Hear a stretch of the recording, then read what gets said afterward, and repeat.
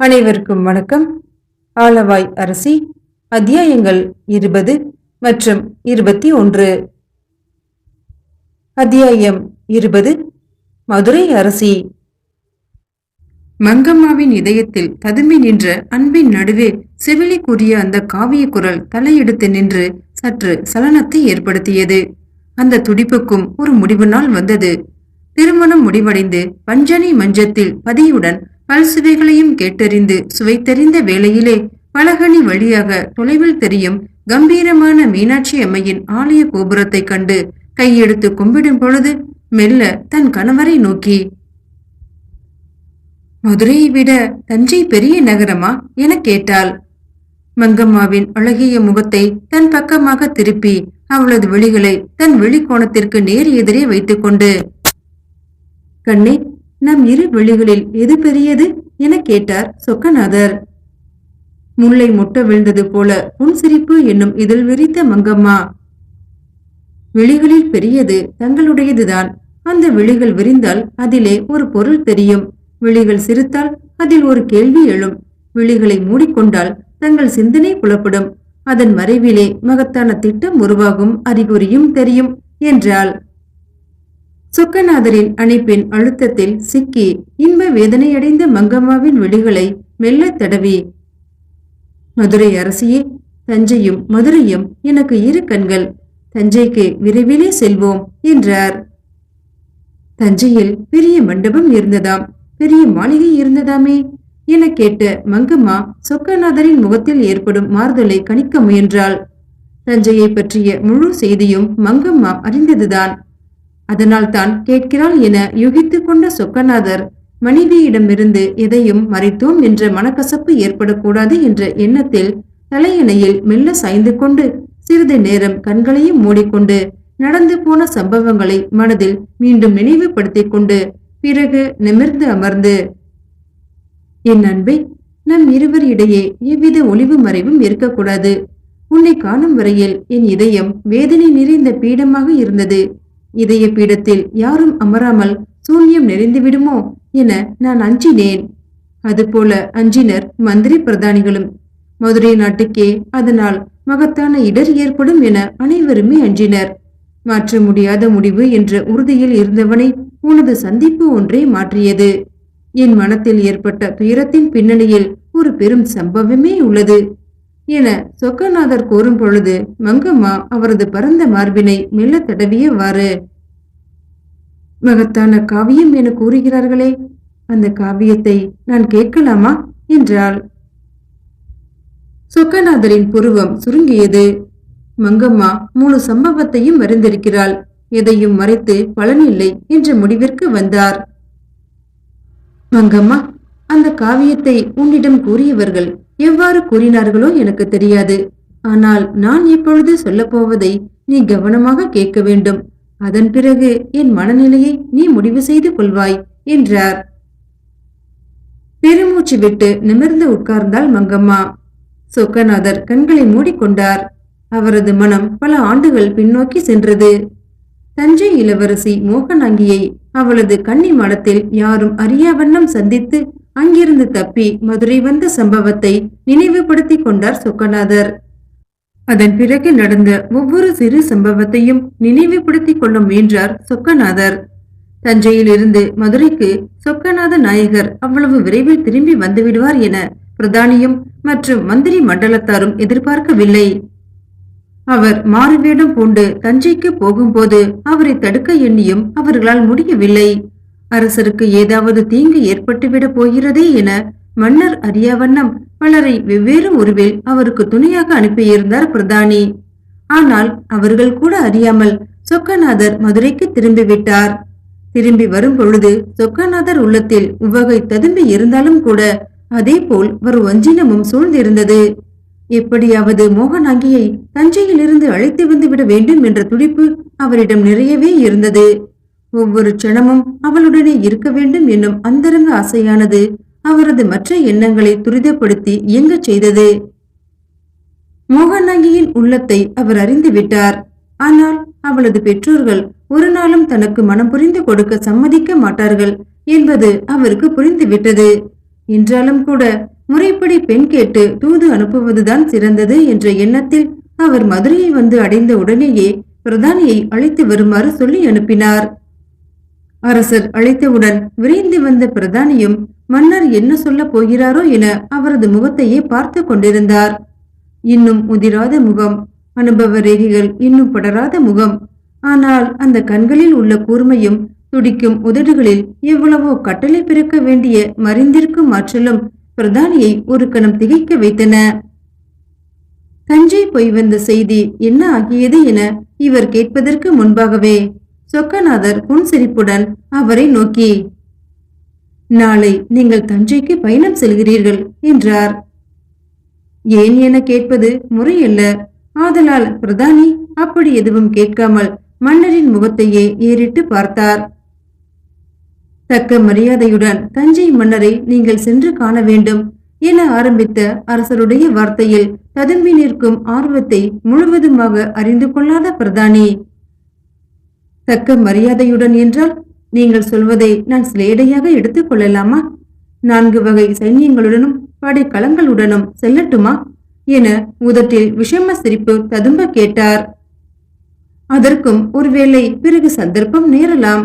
அவர்களையும் ஆயத்தமாக இருக்குமாறு சொல்லிவிட்டு நீங்கள் சீர்வரிசைகளுடன் தஞ்சை மன்னர் விஜயராகவரை அணுகுங்கள். நமது கடல் துறையில் சமீபத்தில் மூழ்கி எடுத்த ஆணி முத்து ஒன்றையும் அரசருக்கு பரிசாக எடுத்துச் செல்லுங்கள் என்றார் அரசர். பரிசாகவா என வியப்புடன் கேட்டார் பிரதானி. ஆம், ஆணிமுத்தை போன்ற அழகிய பெண்ணுக்கு அதை பரிசமாக கொடுப்பதற்காக என்றார் சொக்கநாதர். அரசருடைய அந்தரங்க உள்ளத்தை சிறப்பாக உணர்ந்துவிட்ட பிரதானி அவரது ஆசையை கலைக்க விரும்பாமல், நீங்கள் சென்று வந்த காரியம் என்னவாகியது என கேட்டார். நான் போய் வந்ததனால் தான் சொல்கிறேன். உங்களை தக்க மரியாதையுடன் தஞ்சை அரசரை சென்று அணுகுமாறு. மதுரை மன்னர் யாருக்கும் தலை வணங்கியதில்லை. மதுரை மன்னரது சாதாரண சேவகர்கள் கூட மாற்றானிடம் கை கட்டி நிற்கும் வழக்கம் இதுவரையிலும் இல்லை. ஆனால் தங்களை தஞ்சை அரசரிடம் சீர்வரிசைகளுடன் மிகவும் பணிவுடன் அனுப்புகிறேன் என்றால் அந்த தஞ்சைபுரி மோகினி வெள்ளத்து இளவரசி என் உள்ளத்திலே ஏற்படுத்திவிட்ட புயலின் வேகம் தாங்காமல் தான் எனக்காக தாங்கள் தஞ்சை மன்னரிடம் சென்று பெண் கேட்க வேண்டும் என்றார். அரசரின் குரலில் இருந்த குழைவையும் இதயபூர்வமான அவரது வேண்டுகோளையும் கேட்ட பிரதானிக்கு உள்ளமே நெகிழ்ந்து விட்டது. தன்னை தந்தையின் இடத்தில் வைத்துதான் அரசர் பேசுகிறார் என்பது அவருக்கு தெரியும். தானே முன் நின்று தக்க பெண்ணை பார்த்து அவருக்கு மனம் முடித்து மதுரைக்கு ஒரு ராணியை தேர்ந்தெடுக்க வேண்டிய கடமை இருக்கும். அப்பொழுது அரசர் வேண்டிக் கொள்ளும் வகையில் காத்திருந்ததே தவறு என்ற எண்ணத்துடன் தனக்கு முழு சம்மதம் என்பதை தெரிவிக்கும் வகையில் மெல்லமாக தலையை அசைத்தார் பிரதானி. அவரது முகத்தையே கூர்ந்து பார்த்து உள்ளத்தில் இருப்பதை அறிவது போல பார்த்து கொண்டிருந்த சொக்கநாதர், தஞ்சைக்கு நீங்கள் சென்றவுடன் உங்களுக்கு மிக அமோகமான வரவேற்பு இருக்கும் என எண்ணிவிட வேண்டாம். மதுரையிலிருந்து நீங்கள் வருவதாக கேள்விப்பட்ட உடனே எவ்வளவு அவமானங்கள் உண்டோ அவ்வளவும் அங்கு காத்திருக்கும். எனக்காக அவற்றை எல்லாம் பொருட்படுத்தாது தஞ்சை மன்னரை நேரடியாக சந்தித்து பரிசு பொருட்களை எல்லாம் அவரிடம் அளித்து என் சார்பிலே அவர் மகளை முறைப்படி பெண் கொடுக்குமாறு கேட்டுக் கொள்ளுங்கள். நாம் முறைப்படி காரியங்கள் செய்வதுதான் நல்லது என்றார் சொக்கநாதர். பிரதானியும் தொண்டையை கணித்துக் கொண்டு, தாங்கள் தஞ்சைக்கு சென்றீர்களே, தங்களை இன்னார் என கண்டுகொண்டு விட்டார்களா என மெல்ல நடந்த காரியத்தை முழுவதுமாக அறியும் வகையில் கேட்டார்.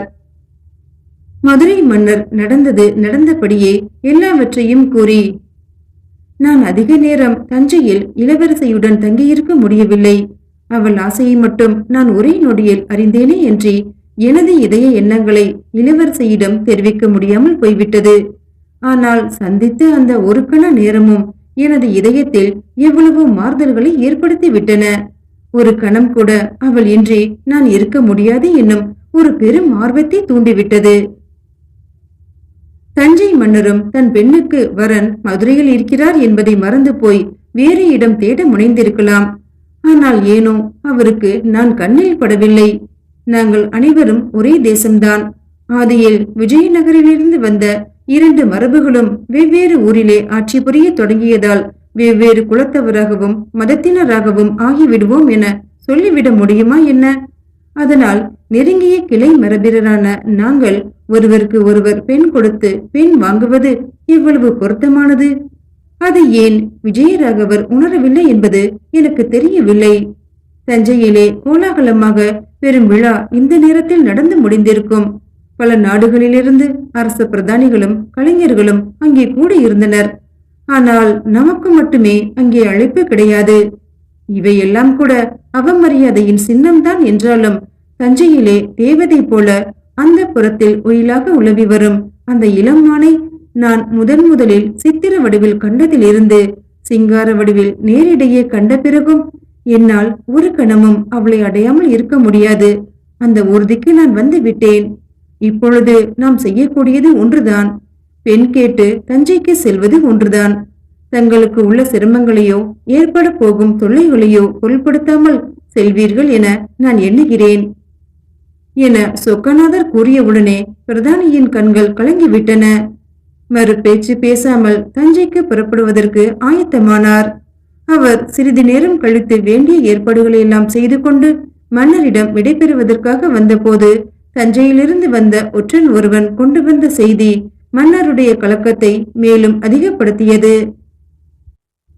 மதுரையிலிருந்து தஞ்சைக்கு அரச சேவை செய்வதற்காக புறப்பட்ட இளம் வீரன் முத்துக்குமரன் தஞ்சைக்கு அருகே உள்ள இடத்தில் படுகாயமுற்றி கிடந்ததாகவும் அவனுக்கு அவசரமாக முதலுதவி செய்து ஒரு வண்டியிலே போட்டு மதுரையை நோக்கி கொண்டு வருகிறார்கள் என்றும் அந்த ஒற்றன் சொன்ன செய்தி கேட்டு மன்னரின் கண்கள் கலங்கின. முத்துக்குமரனுக்கு தீங்கு செய்திருப்பவர்கள் நிச்சயமாக தஞ்சை அரண்மனையை சார்ந்தவர்களாகத்தான் இருக்க முடியும் என்று முடிவிற்கு வந்தார் அவர். அதனால் ஏற்பட்ட ஆத்திரத்தில் பிரதானியை அருகே அழைத்து, தாங்கள் பெண் கேட்டு முடிந்தவுடன் மன்னருடைய முகத்தை காணுங்கள். அதிலே ஓரளவு அதிருப்தி ஏற்பட்டால் கூட தாங்கள் அஞ்சாமல் போர் முனையில் சந்திப்பதாக கூறிவிட்டு வந்து விடுங்கள் என கூறவும் பிரதானி அதையும் ஆமோதிப்பவர் போல அதை ஏற்றுக்கொண்டார். தஞ்சையின் கோலாகலமான யாகம் முடிந்து 2 தினங்கள் கழிந்து மதுரையிலிருந்து புறப்பட்ட பிரதானியின் சீர்வரிசை யாத்திரை தஞ்சை கோட்டைக்குள் நுழைந்தது. மீன் கொடி பிடித்த மதுரை வீரன் முன் செல்ல போர் வீரர்களோடு பிரதானி கம்பீரமான நடையுடன் பின்வர பணியாட்கள் ஒவ்வொருவரும் தங்களால் இயன்ற அளவிற்கு பரிசு பொருட்களை சுமந்து வர தஞ்சை வீதியிலே அந்த ஊர்வல காட்சி மக்கள் அனைவரையும் கவர்ந்தது, பரபரப்பையும் அளித்தது. மதுரை மன்னர் தஞ்சை மன்னருக்கு சீர் அனுப்பி இருக்கிறாராம். அது எதற்காகவோ என்ற ஐயம் ஒவ்வொருவரிடமும் எழுந்து நகரெங்கும் அதுவே பேச்சாக மாறியது. அத்தியாயம் 21. மோகனாவின் ஆவி. சொக்கநாதர் நடந்து போன சம்பவங்களை ஒவ்வொன்றாக நினைவுபடுத்திக் கொண்டார். ஒவ்வொரு சம்பவத்திலும் மோகனாவின் இனிய தோற்றம் அவர் கண் முன்பு நிழலாடியதால் கடந்த கால நினைவுகளை அவரால் மாற்ற முடியவில்லை. நினைவில் நிற்கும் மோகனாவை விட அழகிய மங்கம்மாவை அவ்வப்போது திரும்பி பார்த்து கொள்வார். கண்களை மூடிக்கொண்டு ஆழ்ந்த சிந்தனையில் நீங்கள் அமர்ந்து விடுகிறீர்களே, உயர்ந்த தியாகம் புரிந்துவிட்ட மோகனாவின் நினைவு இப்போது ஏற்பட்டு உங்களை வேதனையடைய செய்கிறதல்லவா என மங்கம்மா சொக்கநாதரை மெல்ல அணைத்தவாறே கேட்டாள். உனக்கு அனைத்து நிகழ்ச்சிகளும் தெரியுமா மங்கம்மா? காதலில் தோல்வியுற்ற என் கதையை அறிந்து வைத்திருக்கிறாயா என் கண்ணே என சொக்கநாதர் அவளது வில் போன்ற புருவத்தை மெல்ல தடவியவாறே கேட்டார். அவளது விழிகளில் உள்ள கம்பீரம் எப்பொழுதும் அவரை மெய்சிலிர்க்க வைக்கும். தஞ்சையின் அரசர் தங்களுடைய கோரிக்கையை உதாசீனப்படுத்தியதும் பெரும் படைகளுடன் நீங்கள் தஞ்சையை முற்றுகையிட்டதும் நான் அறிவேன். பிறகு என மங்கம்மா சொல்ல முயன்றவுடன் சொக்கநாதர் அவளுடைய மலர் இதழ்களை மூடி, வேண்டாம் வேண்டாம், உன்னை மனம் புரிந்து கொண்டதே அந்த துயர சம்பவத்தை நான் மறப்பதற்காகத்தான் என்றார் சொக்கநாதர்.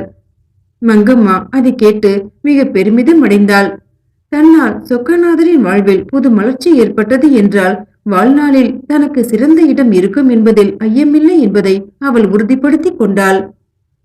சொக்கநாதரின் நலன்களுக்கு வேண்டியவற்றை முன்னின்று நடத்தி வைப்பது தனது கடமை என்பதையும் உறுதிப்படுத்தி கொண்டாள். வசந்தமும் கோடையும் மாறி மாறி வந்து போனது. தஞ்சை அரியணை விவகாரம் சொக்கநாதருக்கு பெரும் கவலை அளித்தது.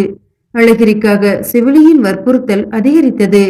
மாளிகை இடிபாடுகளை அகற்றுவதுடன் தஞ்சை நகரை சீர்படுத்தி வசூலாக வேண்டிய நிலவரிகளை செவ்வனே வசூலிக்கத்தக்க ஏற்பாடுகளை செய்ய வேண்டிய அவசியத்தை கிருஷ்ணப்பெரும் அடிக்கடி வற்புறுத்தி வந்தார்.